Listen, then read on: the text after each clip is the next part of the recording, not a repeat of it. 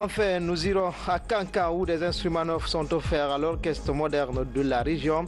L'initiative est des fils de la localité avec l'appui de mécènes. Les premières notes musicales sont annoncées lors de la fête de l'indépendance en décembre prochain. Voilà pour le sommaire. Encore une fois, bonsoir à tous. Le gouvernement guinéen compte intégrer dans sa nouvelle politique le plan national de développement économique et social 2016-2020, un programme basé sur les objectifs de développement durable. Des modes de consommation et de production durable seront établis afin de lutter contre la pauvreté. Ousmane Bangoura nous signe ce reportage. Le gouvernement guinéen est déterminé à relever de nouveaux défis pour un développement durable. Ce programme est un plan d'action pour l'humanité. C'est pourquoi, ici, membres du gouvernement, recteurs d'universités et partenaires techniques et financiers échangent sur la question de l'atteinte des objectifs de développement durable, ODD. Éliminer la pauvreté sous toutes ses formes et partout dans le monde est le but recherché par le gouvernement Mamadi Yula. Nous avons souhaité que l'un des éminents spécialistes de cette question puisse venir nous parler des ODD, parler au gouvernement et à certains cadres de l'administration ce matin. Donc nous avons estimé que c'était une occasion à ne pas rater de saisir sa présence dans la région pour venir discuter avec lui de ses objectifs de développement durable. La Guinée a beaucoup de potentialité pour atteindre ses objectifs si, à condition qu'il y a des objectifs très précis, un plan de travail et la mobilisation des ressources, on peut atteindre les objectifs du développement durable. Au cours des 15 prochaines années, ces objectifs vont guider les acteurs à travailler pour mettre en œuvre un programme de développement dans les pays moins avancés. Nous devons être capables de trouver des solutions aux problèmes qui se posent à notre pays. Si on prend le cas de l'environnement, vous savez, il y a beaucoup de déchets aujourd'hui à Conakry. Qu'est-ce que l'université peut faire, la recherche peut faire, par exemple, pour transformer ces déchets en engrais ou en électricité? Et ça va permettre de rendre la ville propre. C'est un cas. Qu'est-ce qu'on peut faire pour réduire le taux d'analphabétisme dans notre pays? Il était très intéressant aujourd'hui de discuter cet aspect des objectifs de développement durable dans le cadre de l'enseignement supérieur ou dans le cadre de l'éducation en général. En tout cas avec les universités, les questions de mettre en place un programme conjoint avec les universités guinéennes pour faire des recherches dans le cadre du développement durable. L'adoption de ce programme sur les objectifs du développement durable pourrait être un moyen pour nous d'avoir un monde libéré de la pauvreté et des maladies. Un monde dans lequel l'humanité vit en harmonie avec la nature. Nous vous l'annoncions hier, une mission du port autonome de Conakry est en séjour de travail à Floride, conduite par la directrice générale. Cette mission vient de parapher un accord avec le port de Miami, une aubaine pour les hommes d'affaires, surtout quand on sait que le port de Miami est l'un des plus grands ports du pays de l'oncle Sam. Fatoumata Samoura depuis Miami.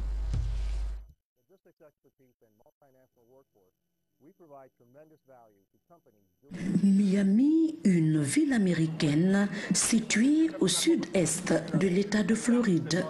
Dans ce centre financier et culturel de renommée internationale, Guinéens et Américains expriment leur souhait de nouer un partenariat gagnant-gagnant. Un vœu matérialisé par la signature d'une convention de jumelage entre le port autonome de Conakry et celui de Miami.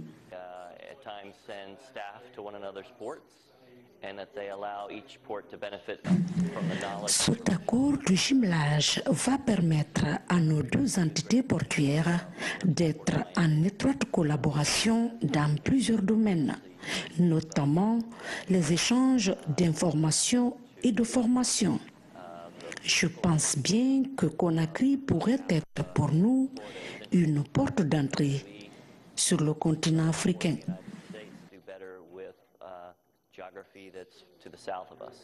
And Africa is, Résultat d'une vaste opération séduction lancée par les responsables du port de Miami en direction de l'Afrique, le jumelage entre nos deux ports est le 4e du genre sur le continent.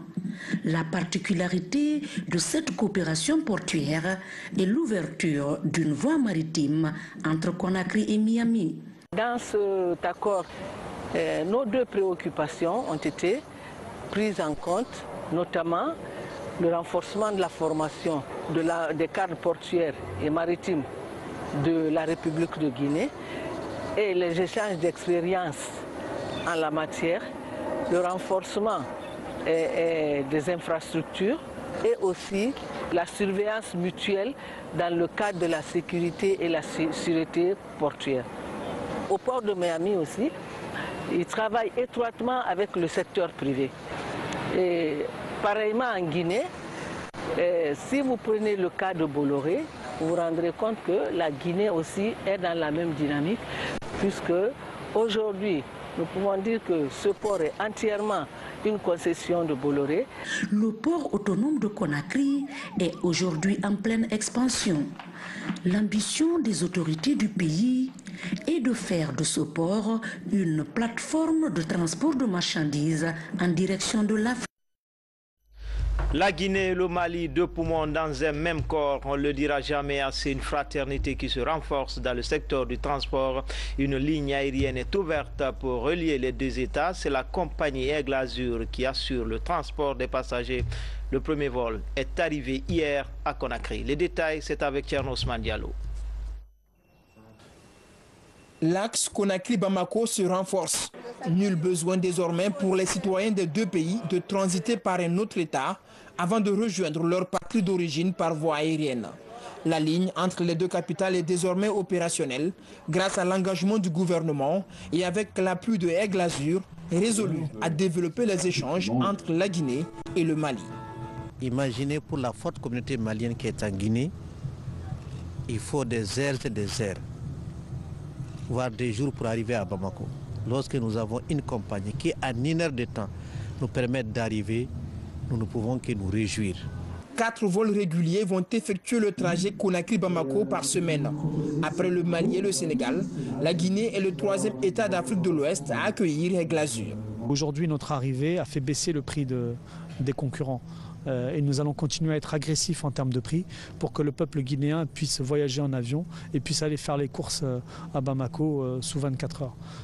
Pour nous, il est important de développer le trafic entre la Guinée et Bamako, entre la Guinée et Paris, et d'offrir un produit de qualité avec des Airbus de 320 intérieur cuir sur toute la cabine, et avec des repas de qualité, mais à un prix compétitif. L'ouverture de la ligne aérienne entre Conakry et Bamako va booster l'économie des deux pays en facilitant surtout la mobilité des opérateurs économiques. Une nouveauté qui vient appuyer les démarches entreprises avec l'ouverture du port autonome de Conakry aux hommes d'affaires maliens. En dehors du Mali, la France est la seconde destination de Aigle Azur à partir de la Guinée. 4 vols réguliers sont effectifs toutes les semaines en destination de Paris. J'avais promis donc que j'allais libéraliser le ciel de Conakry. Tout ça pour atténuer un peu la souffrance de nos populations. Ils sont confrontés depuis des années à des prix exorbitants de billets pour sortir de Conakry. Et donc pour cela, il faut libéraliser le ciel, faciliter l'arrivée des autres compagnies à Conakry. Nous avons connu le prix des billets sur les autres compagnies autour de $1000. Et ils sont déjà à 600 et poussières. Dans le secteur du tourisme, on s'attend également à des retombées bénéfiques avec l'arrivée de cette compagnie et l'ouverture d'une nouvelle ligne aérienne. L'une de mes missions, c'est de faire en sorte, c'est de développer l'offre touristique. Et quand on parle d'offre touristique, on parle de touristes. Et les touristes, le meilleur moyen qu'ils ont pour l'instant pour venir en Guinée, c'est évidemment les compagnies aériennes. Donc je suis un ministre très comblé et parce que j'ai beaucoup d'espoir avec les infrastructures hôtelières qui s'ouvrent. Nous sommes certains que ces hôtels feront le plein par le nombre de touristes qui va venir en Guinée. Deuxième compagnie aérienne française, Aigle Azur est fondée il y a 70 ans. Ce chiffre à retenir ce soir, 3000 accidents enregistrés en Guinée chaque année. Ce n'est pas tout, ces accidents font plus de 500 morts. Une statistique qui fait froid dans le dos. Pour freiner cette tragédie, invite est faite aux usagers à plus de prudence. Demain, c'est la journée africaine de la sécurité routière. Voici la déclaration du ministre d'État au transport. Elle est commentée par Fodé Camara et Bausman. Pour conscientiser les usagers sur le danger des accidents de la circulation, les États membres de l'Union africaine célèbrent la 5e journée africaine de la sécurité routière ce dimanche. Cet événement, qui coïncide avec la journée mondiale du souvenir des victimes de la route, sera commémoré sous la thématique contre l'insécurité routière. Mobilisons-nous et agissons. Il nous faut aujourd'hui nous faire une idée sur la gravité et les conséquences sociales, sanitaires et économiques de ces accidents de la circulation.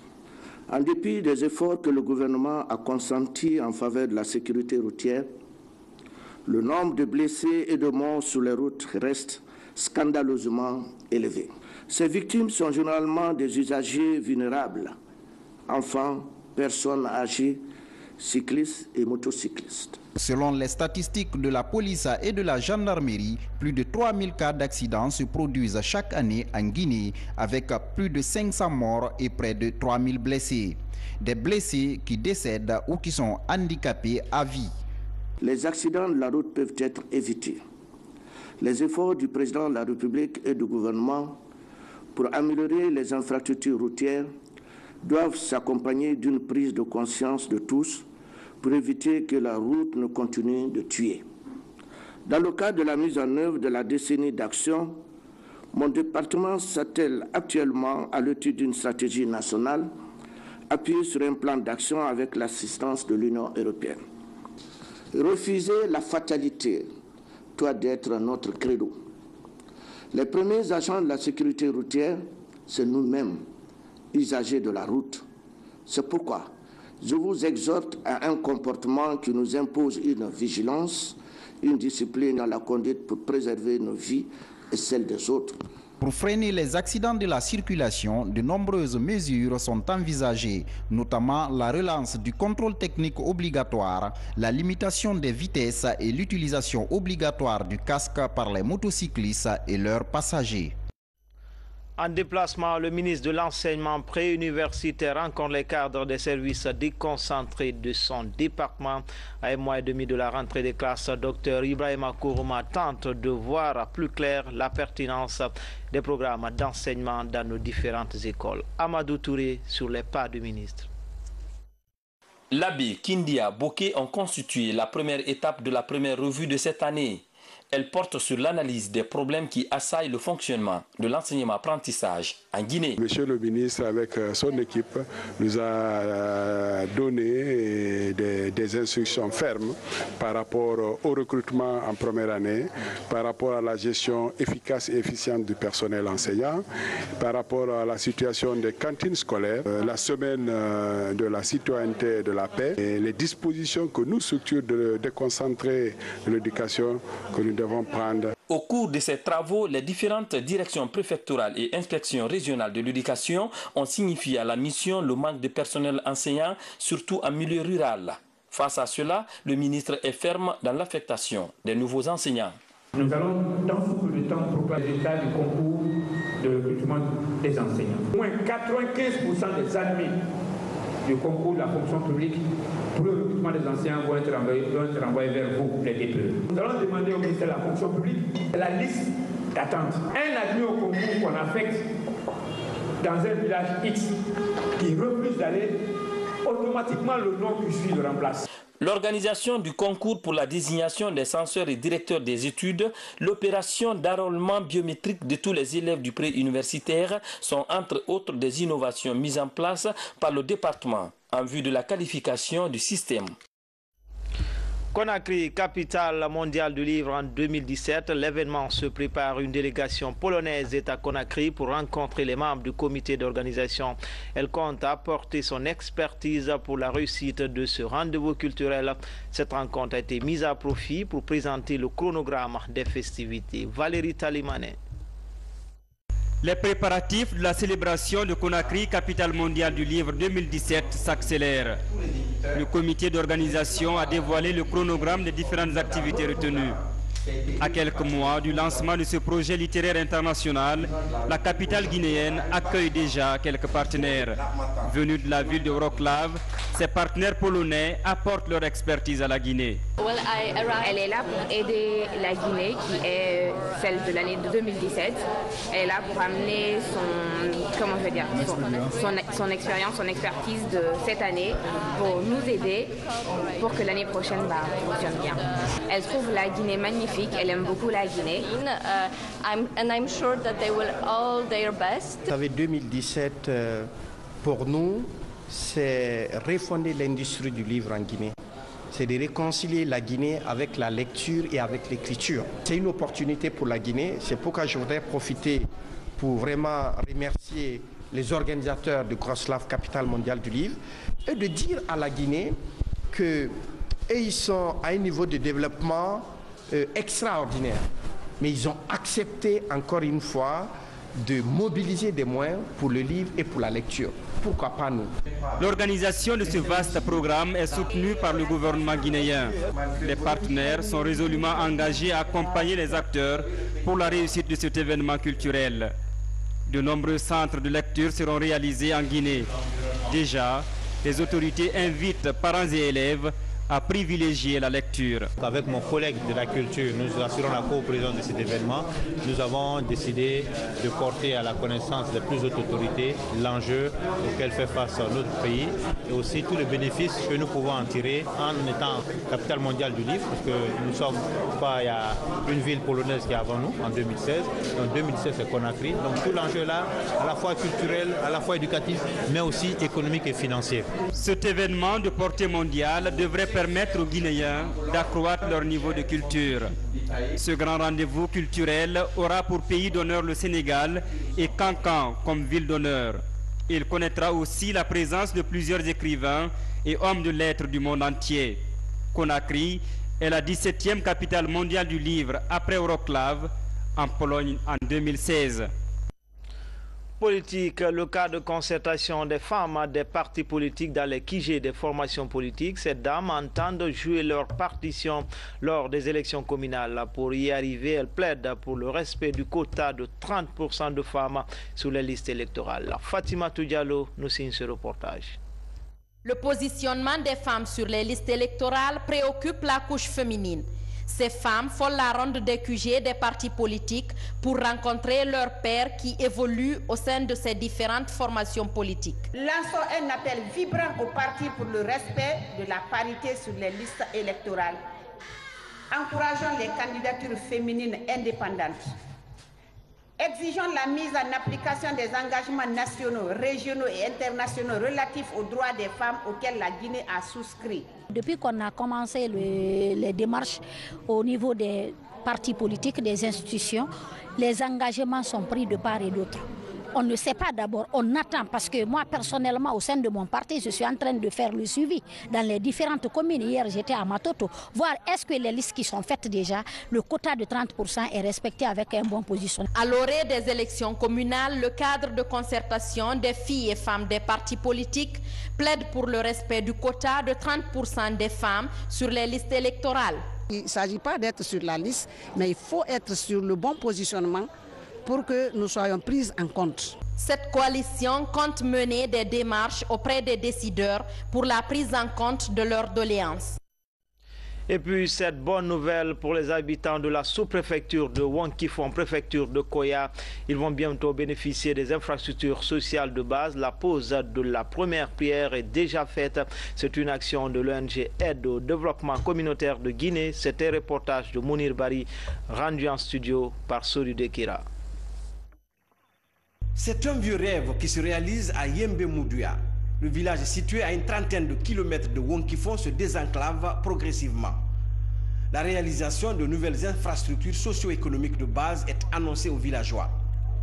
Les jeunes enfants non scolarisés vont bientôt rejoindre les salles de classe. Et dans le village, on annonce un meilleur accès des femmes en état de famille aux soins médicaux. Les consultations seront faites prochainement sur place. Une petite révolution dans la cité. Depuis le temps colonial, nous n'avons pas bénéficié d'une école et si cette ONG vient en aide pour que la communauté ait une école, je l'ai bien dit qu'il y a un adage qui dit qui plante un arbre, construit une école, une église, un dispensaire, j'en passe, il a ajouté à l'humanité. Vraiment, c'est un réconfort moral. Le coût de réalisation de ces édifices est estimé à 354 millions de francs guinéens, soit 30 000 € environ. Le projet de l'ONG Aide au développement communautaire en collaboration avec l'ambassade d'Allemagne. L'objectif des initiateurs est d'accompagner le gouvernement dans son programme d'amélioration des services sociaux de base dans les zones défavorisées du pays. Nous faisons le développement communautaire. On voit qu'ici, les gens qui sont là, il n'y a pas d'école depuis le temps de Coulomb. C'est pour cela que nous avons motivé de venir faire cette école ici. À Yembe Moudouya, les travaux seront exécutés dans les 3 prochains mois. À l'occasion du lancement du chantier, le coordonnateur du projet plaide pour l'implication des communautés locales afin de réussir ce programme qui vise la réduction du taux d'analphabétisme dans ces localités. Incroyable, c'est vrai. 9 villages dans une localité qui n'ont pas d'infrastructure scolaire. Donc, dans ce sens, nous exhortons particulièrement le président de la République, le professeur Alpha Condé, qui a déjà initié l'école et la santé pour tous. Donc nous souhaitons élargir l'accès restreint aux équipements et aux services sociaux de base qui sont la santé, l'éducation et l'alphabétisation. L'objectif de ce programme est aussi de réduire le taux d'analphabétisme dans ce village. Créé en 2004, l'ONG Aide au développement communautaire ADCG intensifie ses actions en faveur des populations en zone rurale, majoritairement analphabètes. La paix, l'unité nationale et la quiétude sociale au centre d'une cérémonie de lecture du Saint-Coran. Elle est organisée par l'Union des communautés Wassoulou ici à Conakry. Le récit avec Younoussa Taweli Kamara. À travers cette lecture du Saint-Coran, l'Union des communautés de Wassoulou espère apporter son grain de sel au processus de réconciliation nationale en cours. Il s'agit d'implorer la grâce divine en faveur du renforcement de la cohésion sociale. La jeunesse de Wassoulou accepte de faire cette lecture du Coran uniquement pour que la jeunesse de Wassoulou se donne la main. Après, la jeunesse de Wassoulou se met à la disposition de ces sages pour une union continue dans notre communauté. Nous voulons que la quiétude sociale et la cohésion entre nous et les autres communautés. La lecture du Coran, nous sommes tous des musulmans, nous y croyons fermement. Et c'est pourquoi toutes les bénédictions qui viennent d'être faites, nous prions Dieu que ces bénédictions accompagnent la nouvelle association de Wassoulou pour le bonheur et la prospérité de tout Wassoulou et mieux de toute la Guinée. En plus de la lecture du Saint-Coran, plusieurs sujets de développement socio-économique ont été abordés. On est en train de travailler, comme je viens de vous dire, de faire tout, de faire venir toutes les Wassoulonkas qui sont dans la sous-région, de venir ici en Guinée, de faire quelque chose. Quand on dit faire quelque chose pour Wassoulou, c'est pour la Guinée. L'Union des communautés de Wassoulou compte participer activement au développement à la base. Elle prévoit dans les prochains jours une campagne d'information sur le sujet. C'est le week-end qui démarre avec un peu de musique pour vous détendre. C'est fait, la région de Kankan, un orchestre moderne. Les instruments sont déjà sur place. Vous allez le voir, les répétitions ont commencé pour offrir un premier répertoire musical. Ce sera en décembre prochain lors de la célébration de la fête de l'indépendance dans la région. Ansoumani Toumani Kamara, reportage. À Kankan, depuis des années, l'orchestre préfectoral, le 22 bandes, est absent de la scène musicale. Pour combler ce vide dans la sphère culturelle d'une ville qualifiée d'académie musicale, que des fils du terroir à leur tête, le député uninominal de Kankan, ont mené des démarches et obtenu ces instruments de musique. Et l'espoir renaît chez les jeunes et les artistes de Nabaya. Ce geste n'appartient pas à la ville de Kankan seulement. Nous sommes convaincus. Il appartient à toute la région administrative de Kankan, comme il l'a bien précisé. Et nous tenons à le garantir que cet orchestre serait utilisé à bon escient. Nous allons utiliser de telle sorte que toute la jeunesse de la région l'en profite. Aujourd'hui, si on remet ces instruments de musique aux artistes de 22 bandes de Cancan pour la promotion de la culture, c'est vraiment une bonne chose. Nous remercions le chef de l'État et le député uninominal de Cancan, Sekouba Konati, pour le geste. L'ambition est de créer une formation musicale à dimension régionale. Déjà, un projet culturel cohérent est élaboré dans ce sens avec un plan d'action et une structure de gestion pérenne. Ce n'est pas seulement une simple remise d'instruments, mais c'est plutôt créer un orchestre régional à Cancan. Le 22 ban est aujourd'hui à Conakry. Le horaire ban réside à Conakry. Donc, on a compris qu'il faut absolument les remplacer à Cancan en dotant Cancan d'une structure régionale cette fois-ci qui va essayer de s'occuper de Sigiri, de Kerouani, de Mandiana, de Kouroussa sur le plan culturel artistique. Les répétitions ont commencé et lors de la célébration de la fête nationale de l'indépendance en décembre prochain, le nouvel orchestre régional de Cancan compte livrer son premier répertoire musical au public. De son côté, le Forest Band de Yomou vient aussi de recevoir du matériel de musique. C'est un geste du ministère de la Culture. Vous le savez certainement, ce groupe a raflé le prix du meilleur orchestre 2016. Cette action intervient après le lancement en Zirikouri des travaux des États généraux de la culture. Abdul Karim Kamara, Alama Bangoura, envoyé spéciaux. Lors du dernier festival des arts et de la culture, 12 orchestres ont rivalisé par leur talent. Un concours à l'issue duquel le Forest Band de la préfecture de Yomou s'est adjugé la première place. En guise de récompense, le groupe vient de bénéficier des instruments de musique de la part du ministère de la Culture. Je suis très content parce que je viens de recevoir les nouveaux matériaux et ce qui va me permettre de encore persévérer très loin. Les instruments vont nous aider beaucoup parce que ça nous permettra de donner plusieurs sons.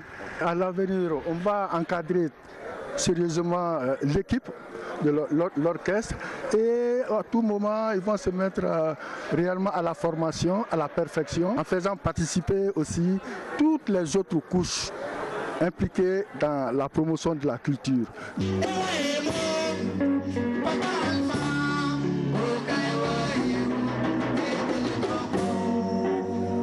C'est un matériel ultra-moderne composé de 3 sections regroupant en leur sein des guitares solo, accompagnement et basse, ou encore la tumba, le saxo, les trompettes et claviers. Le critère a été simplement basé sur le mérite, la performance, la compétitivité. Lors de ces festivals, le Forest Band a eu à épater plus d'un spectateur, plus d'un observateur. Je vous ai dit tout de suite l'étonnement des observateurs internationaux. Je cite par exemple Bonkara Maïga qui a eu à magnifier cet orchestre dans la salle même au Palais du Peuple. J'étais très content que ce soit Yomou où j'ai passé toute mon enfance. Nous allons tout faire au niveau du gouvernement pour accompagner ces 2 préfectures-là. C'est ça la mission, c'est d'essayer de faire en sorte que sur le plan social, sur le plan économique, sur le plan politique, que nous puissions nous impliquer dans tout ce qui se passe dans ces 2 préfectures-là. Et c'est ce que nous allons essayer de faire avec brio. Le coût global de ces instruments est estimé à 200 millions de francs guinéens. C'est d'ailleurs à cause de ce prix du meilleur orchestre que le choix a été porté sur Zérékoré pour abriter le lancement des travaux des États généraux de la culture. Du sport, pour finir, la 10e édition de la Coupe d'Afrique féminine a démarré ce samedi à Yaoundé, c'est au Cameroun. 8 équipes prennent part à ce grand rendez-vous sportif et puis de belles affiches aujourd'hui en Angleterre.